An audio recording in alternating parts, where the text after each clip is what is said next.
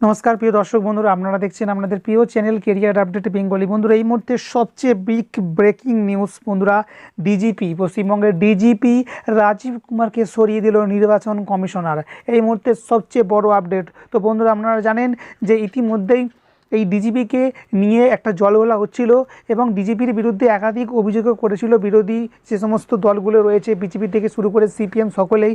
এমনকি বিজেপির তরফ থেকেও তার বিরুদ্ধে অভিযোগ জানানো হয়েছিল নির্বাচন কমিশনারের কাছে যে যদি সুষ্ঠুভাবে ভোট করাতে হয় সেক্ষেত্রে এই ডিজিপিকে রাখা যাবে না, কারণ এই ডিজিপিকে দিয়েই বলা যেতে পারে রাজ্যের যে শাসক দল একটা বড়সড় মাস্টার প্ল্যান তৈরি করেছিল বলে জানিয়েছিল বিজেপির তরফ থেকে। বন্ধুরা, তো এই মুহূর্তে সবচেয়ে বড় আপডেট, তো অবশেষে সেই রাজীব কুমারকে সরিয়ে দিল ডিজিপি বন্ধুরা, নির্বাচন কমিশনার। হ্যাঁ বন্ধুরা, এই মুহূর্তে সবচেয়ে বড় আপডেট, নির্বাচন কমিশনারের যে কমিশনার রয়েছেন তিনি জানাচ্ছেন যে পশ্চিমবঙ্গে সুষ্ঠু নির্বাচন করার জন্য এই পদক্ষেপটা করা দরকার ছিল এবং তাই জন্যই ফার্স্ট এই পদক্ষেপটা করা হলো।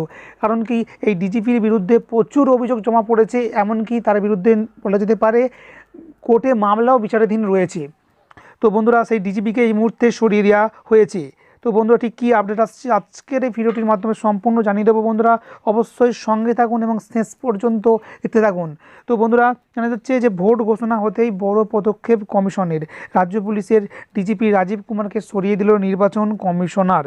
তো আনুষ্ঠানিকভাবে ভোটের দিনক্ষণ ঘোষণা করেছে নির্বাচন কমিশন। শনিবার বাংলাদেশ দেশের একাধিক রাজ্যে 7 দফায় লোকসভায় নির্বাচন হবে, আর এরপরে দেশ জুড়ে একটা আচরণবিধি লাগু হয়ে গিয়েছে। তো এই মুহূর্তের বড় পদক্ষেপ, জাতীয় নির্বাচন কমিশনের সরিয়ে দেওয়া হলো পশ্চিমবঙ্গের পুলিশের ডিজিপি রাজীব কুমারকে। তো ডিজিপি পদে তিনি ডিসেম্বর মাসেই এসেছিলেন, মাত্র 3 মাস হয়েছে দায়িত্ব নেওয়ার, আর তারপরেই বলা যেতে পারে যে তাকে সরিয়ে দেওয়া হলো। কারণ কি, এ ব্যাপারে নির্বাচন কমিশনার জানতে চাইছে যে জানিয়েছে যে ডিজিপি রাজীব কুমারকে রাখলে সুষ্ঠুভাবে বলা যেতে পারে যে অবাধ যে ভোট সেটা সম্ভব নয়, সেটা নির্বাচন কমিশনারও মনে করছে।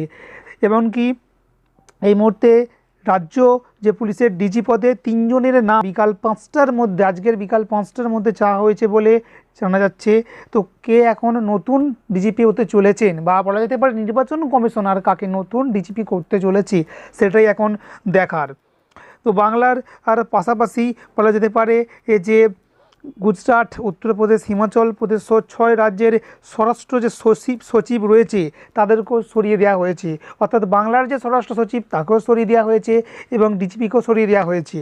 তো পশ্চিমবঙ্গের ডিজিপি পদ থেকে রাজীব কুমারকে সরানোর পেছনে নির্বাচন কমিশনার যুক্তি দেখাচ্ছে যে সুষ্ঠুভাবে ভোট করার জন্য এই পদক্ষেপটা করা দরকার ছিল।